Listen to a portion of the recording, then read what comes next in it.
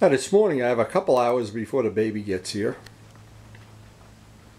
What I wanted to do is, what I try to do, in the past anyway, what I've done is try to do some little upgrades. I've painted that tail section.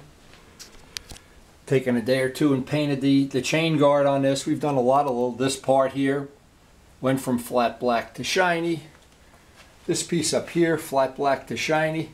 Try to get rid of most of or all of the flat black parts. We've put the gold curvy girls on. A nice set of Michelin 3s, and today I have a little time. I thought one of the next things I could do is take these parts off and polish them up to a high polish. Now, the factory loves that they can just plate these. They look like they have some kind of plating on them, and I can show, well, what I think is the best way to turn that into a nice shiny part. Now I've got the parts off the bike. Very simple to take them off, of course. What I wanted to show is a part like this, whether it's made out of steel or aluminum, it doesn't matter. It's got a plating on it, and you never can tell until you try to take it off if it's going to come right off. Sometime galvanized will just polish right off, sand right off, but what I want to do is a little test on the back of the part, because in taking the plating off, I don't want to scratch it to where I have to polish out some deep scratching. So I guess I should start with, see, you never know until you try it, some 600 paper on this, and I just want to see if the 600 is going to take it right off.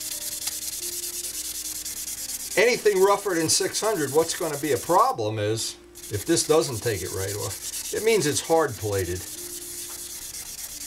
And some of the galvanized plating or some of these iridite, some of them are just very difficult to get off. In fact, this is going to be very difficult to get off. I can see this already. So the fact that it's not coming right off would lead me to go to step B.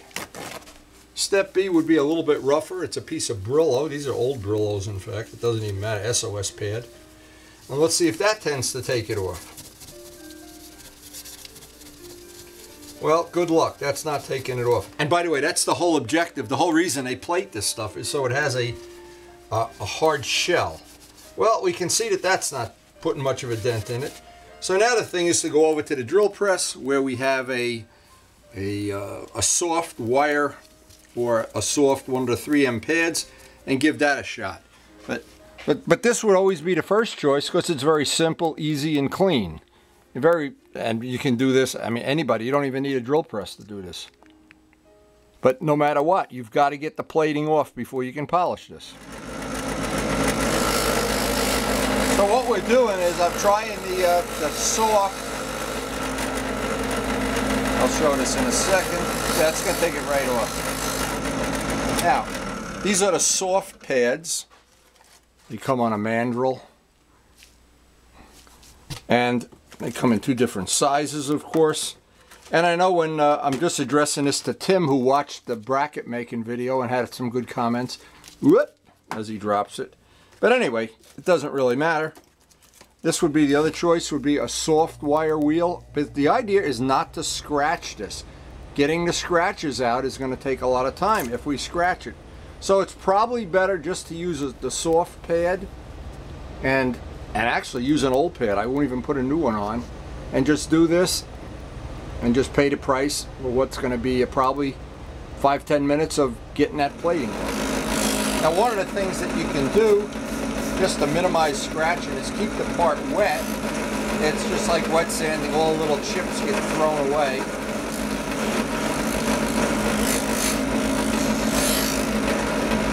The idea, once we get rid of all this plating, we'll be able to do a very careful and detailed sanding of the part.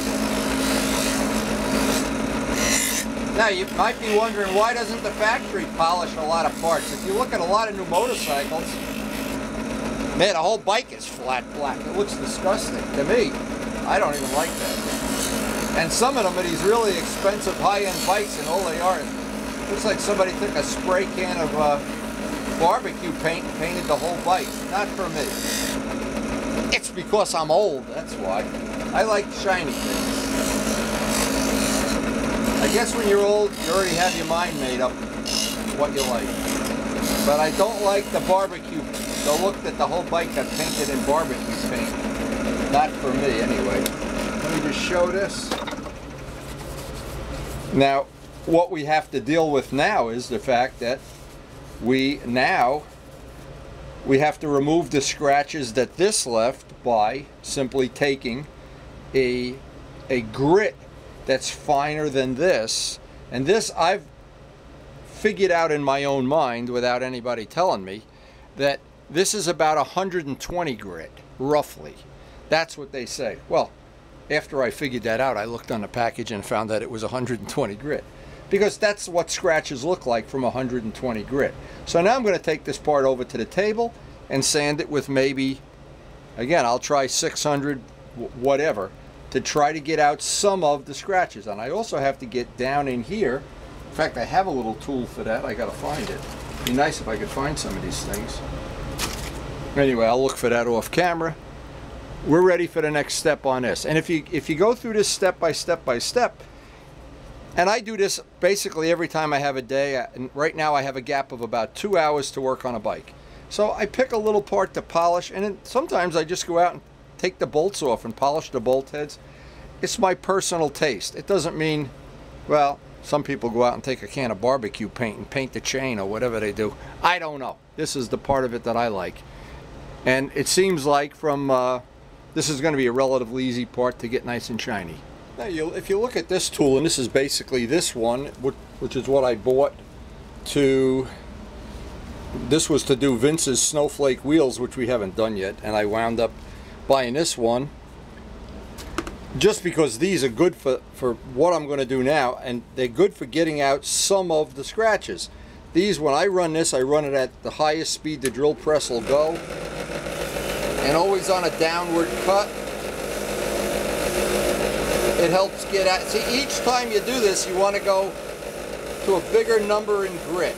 If you start with 120, you can go to 400, then to 1,000, 1,200, whatever. But you can't polish plating. That just isn't really going to happen. Now you can tell. Here's the way you can tell. This part is actually shinier than this part. Let me hold it up. If I get it, and it has a lot less scratches than this, so it'll be worth doing the whole part. I want to get down in there if I can, and before I put this back together, I'll re-polish the bolts. They've already been polished, but because I have stainless steel bolts, they should polish up real nice. So these are basically the steps we've gone through already with the drill press, and these are available from Harbor Freight, of course. The ends just come right off. They make rough, medium, and smooth. In this case, we want to use smooth because I don't want this part to have any scratches in it when I'm done. When that's done, the 3M, I call this a 3M ball, but they make this for other applications. They make it rough, smooth. This I think is a medium one, but I'm not sure. I just use them indiscriminately. I always like to try them and see if they're going to do anything for me. And this is what the part would look like. Now, it still has scratches, but what you see happens is all of the scratches that used to be in this direction are now random. So it's going to make polishing out the scratches just that much easier. We just have, in other words, here's what would happen. If we started with 600 paper, what would happen is first of all, we'd be taking that plating off. It would take forever. We'd eventually get it off, but we'd use up a sleeve of sandpaper. The fact that we've gone from a 120, this is about a 400, now we're going to go to 600. Each time we go down, it's going to make the scratches less, make the polish that much nicer, because what we're really looking for is a totally polished part. Now, and again, this is personal taste. If you had this part chromed, it would have a certain look. But polished metal has a little bit, I think, a nicer, more motorcycle look. When too many parts on a bike get chromed, it starts to look like, well, again, personal taste. But the more you polish a polished part, I don't think you can have too many of on a bike. And I just think some of the bikes I've seen that have too much chrome, it's just not for me. Maybe other people, you could chrome the whole bike, including the tires. I don't know. But I love the look of brushed or polished aluminum. Now, the finish that you have here is pretty much what you have on a modern Triumph side cover. They run a pad like this. They probably do it with a different, maybe by hand, maybe with a special machine, a computer machine. And then they put on a special engine clear coat. Well, we don't have that. That engine clear coat is very, very, very expensive. I've heard it's over $1,000 a quart. And the reason I know that is GM uses it on some of their products, and I heard from somebody at GM that's in that part of the business, and it's very, very expensive. But it does hold up. Well, we're not going to put any real expensive stuff on this. And what I'll do with this part is basically a couple of times a season on a rainy day or a cold day, I'll just hit this with some Blue Magic polish or with the buffing wheel. It'll look brand new again for another couple of months. So now that same piece of 600 sandpaper, or Portuguese sandpaper, that wasn't doing anything as far as cutting the plating, is cutting right into the metal beautifully. The reason you can tell it's cutting, it's turning black. And whether it's aluminum or steel, when it starts turning black, what it means is you're removing material.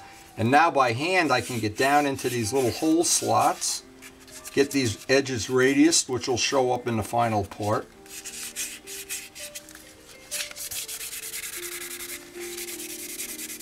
And I always want to break a radius on everything, just so when I go to the polishing wheel, it doesn't chew up my polishing wheel.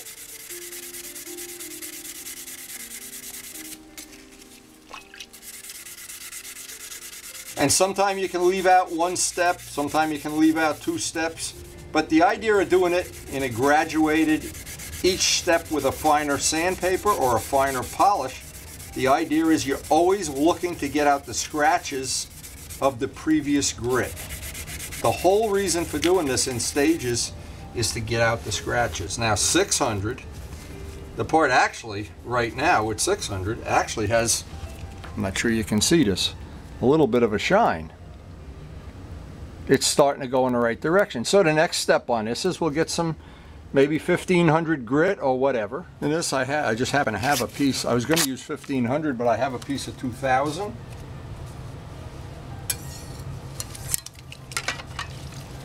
And every time you will see the part get shinier and shinier and shinier. And even if you didn't have a buffing wheel, you actually could do the whole part by hand. It just would be, it's the buffing wheel is a time saver. Now I heard from email that Tim, our good friend Tim that's now in California, he's making his shop and he's got a buffing wheel. So Tim, I want to see some pictures of what you buffed, because he's got a Ducati Scrambler now. There's got to be a lot of bolt heads and a lot of parts that if you polish them, to me the bike will look better. Now maybe you want to, if you're a tough guy and you want to get out the barbecue paint, but I like it looking like this. And to me it always has, a bike that's polished always has a finished, polished look. The other thing is, and it's a small thing, I enjoy polishing motorcycle parts. I enjoy when I come home from a ride cleaning the bike up. But what happens, flat black parts are a little bit more difficult to clean. Polished parts, you just take a rag and wipe them and they're done. Bugs come right off and whatever. And what you can see, we're already at, with 2000 grit, and this is not dry yet, but we are working up to having, depending on how the light shines it, we're starting to get a different look, a different finish with each grit. Now at some point in time, if you take some, this is ordinary SOS steel wool. It's great for getting in uneven surfaces.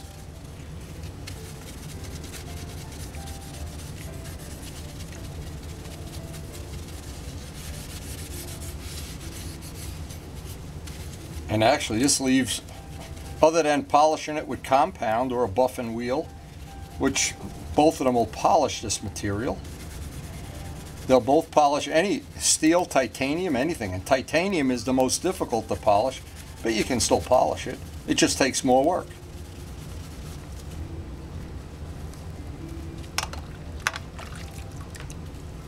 You just rinse this off so you can get a, I'm not sure you can see because I don't have a way of showing what that finish is starting to look like. Now before we pick a polishing compound for this material, You would think this would be kind of simple. For as an example, it says these are 6 different ones, again from Harbor Freight, about $5 each.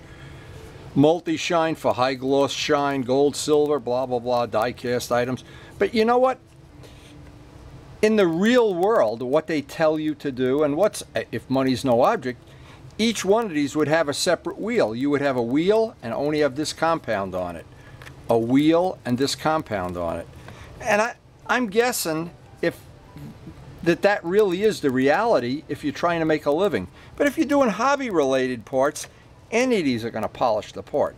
It's how fussy you are at the very end. If you want every scratch out, you start with the roughest, which is usually black. That's the most aggressive. It just cuts material, but it leaves tiny scratches. In the middle, the brown or red, it's defined as red. The red usually will leave a little bit nicer finish, and the white is usually the smoothest. This is at least in my experience of using this. The other ones each have an application. One is for doing plastic or whatever, but in my shop I don't have 6 buffing wheels. I don't need them because I'm not doing things like that. Any one of these polishers will polish that part, and I only have really 1 wheel I use all the time.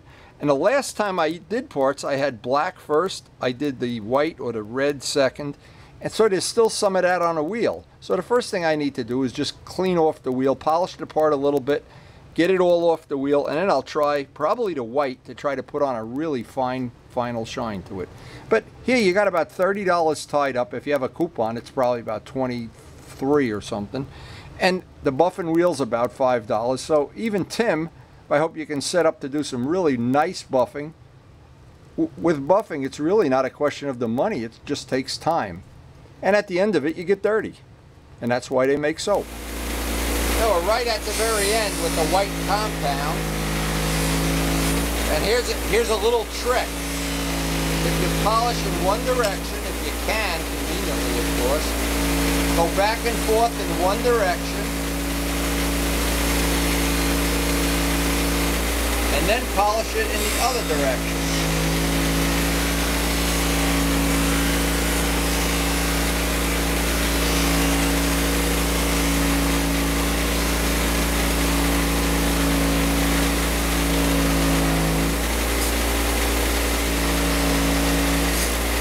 Then if you still have scratches, and this actually is coming out pretty good. Look at it, it's like a little mirror, I can see that. Anyway, then I'll try to hold it, if it's convenient, on a 45. See, what I'm trying to do is eliminate the scratches from the last pass through the wheel. And if I can, as a final thing, get it through this way.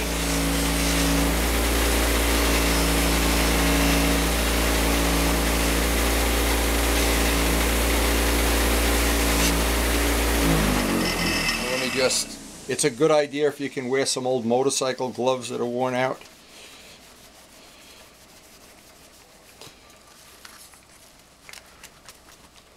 Now I can see what's going to happen here. I'm going to have to put this on a softer wheel because this has turned out to be relatively soft material.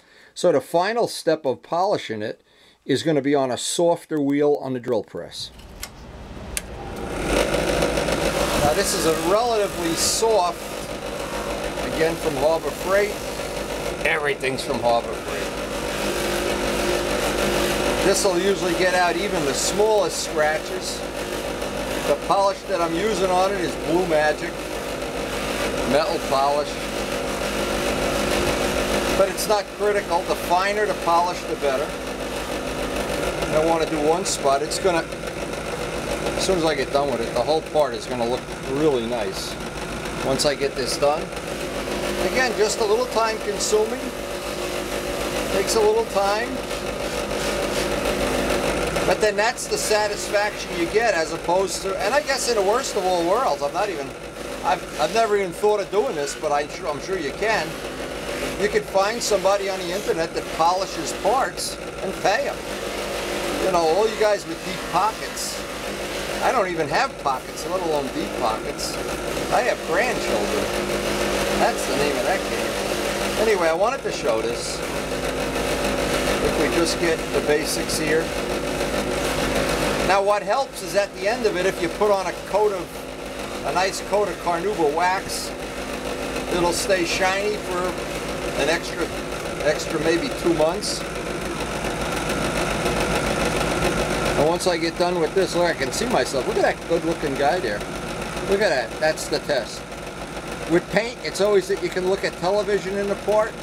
And I don't, believe me, in real life, this does not look like chrome. If I put this next to a chrome part, the chrome looks like it's painted on, like linoleum. This has a different look, a different glow. I don't know what it is, but I like this better. Of course, all things like this are in the eye of the beholder, but I'll basically leave it up to you to figure out which part you'd rather have on your bike. Now, it took me about an hour to polish this out, maybe a little less. The other one will take an hour. The total investment in this job is probably going to be, realistically, about 2 hours, including putting it back on a bike, polishing the bolt heads. But to me, I think that's going to add one extra little nice dimension to a bike. Now, in the case of our bike, as it's gotten older, it's 7 years old now, and every year it gets nicer and nicer. Now, wouldn't it be nice if everything in life got better as it got older? Like me, for instance. Unfortunately, that's not happening. So I'll do the other one off camera and we'll go put these parts back on a bike. See you in about an hour. And through the magic of video, an hour later, I can see myself in the parts.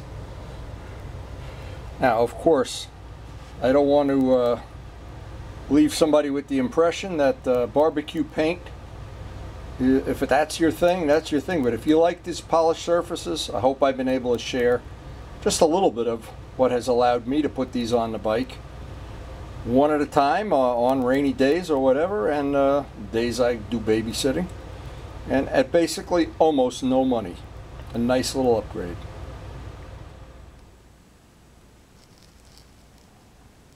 I think that part really complements some of the other parts we've polished and repainted. And you know, if every bike got better with age, this bike's 7 years old, I think it's better looking now than the day we bought it, by far, without all those flat black parts.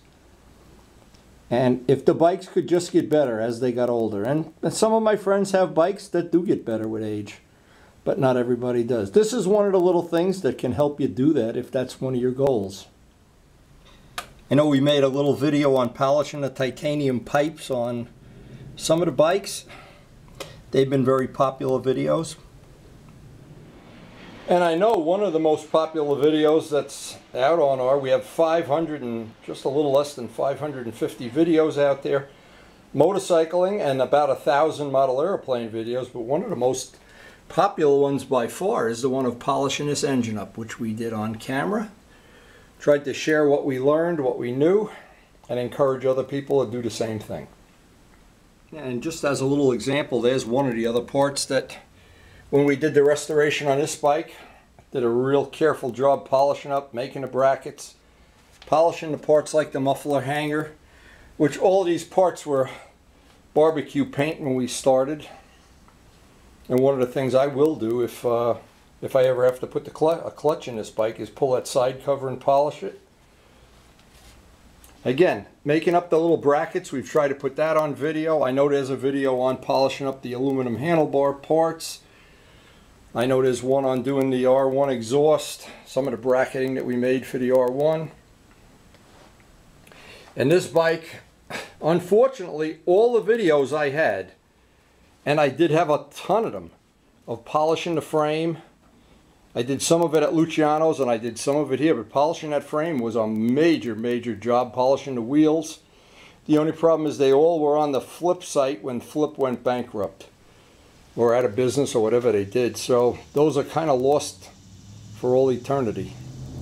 But I know YouTube will be in business. And anyway, that really is a nice little upgrade. And I can't hang out here much longer. It's time to go get my grandson. Okay, this is 4-lane elimination. Luciano is the green car. Glenn is the brown car. And who's the gold car? That would be Luciano. Luciano. Okay, we ready? Who's the black car? This is a track day now. You got to pay to be here. Here we go. The track car, this special one. 5, 4, 3, 1, go. Whoa! Who won? The black one did. Luciano won again. You're gonna show Glenn how they work? Oh, they're going down the tubes. I see that. So it's all friction? So you're gonna sell your Ducati, Glenn, and get hex bugs. Is that the deal? I love this. What Watch makes this. them run? Wow, there's little batteries in them. Little hearing aid batteries. Whoa! Whoa! Here goes down through the twisters. Hex bugs. So it just vibrates, but the shape of the legs pushes them in that direction. Yeah, yeah. The guy that invented these was working on an electric toothbrush and broke it and it fell on the floor and his kid was mesmerized. So he invented this. He's now a multi-billionaire. Hex bugs. Unbelievable. These are the final one. This is the unfinal one.